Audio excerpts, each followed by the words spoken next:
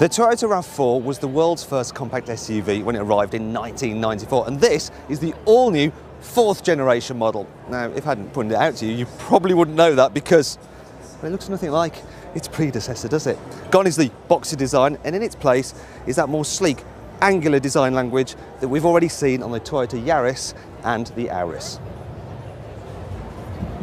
Can you guess what one of the key differences around the back is compared to the old car? It's the fact there's no spare wheel here.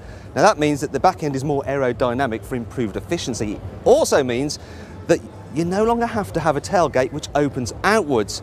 You can have one that opens upwards, and that makes this car easier to load in tight spaces. The boot itself on the new RAV4 is bigger than on the old car, and the load area is actually lower than before. In fact, it's the lowest in this class.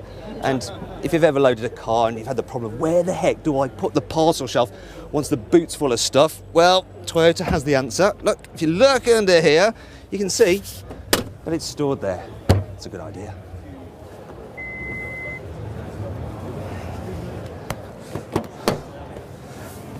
This car is longer and wider than before, and also the front seats are thinner, and that means you've got more legroom here in the back. The roof is actually lower, but as you can tell, I'm absolutely fine back here. You've also got seats that recline quite a long way. I mean, look at that. I could nod off in the back of here if it wasn't for the fact that I was at a busy motor show. And another nice feature I like about them is this. If I just fold that down, I can easily lay the seat completely flat just by flipping that lever. Now let's see what it's like in the front of this car.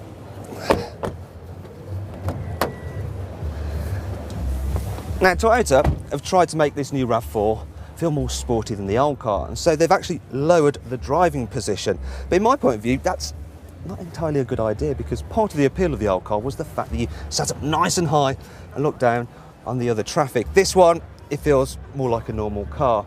And also the interior quality, this was an opportunity for Toyota to up their game, but once again, we've got hard, brittle plastics.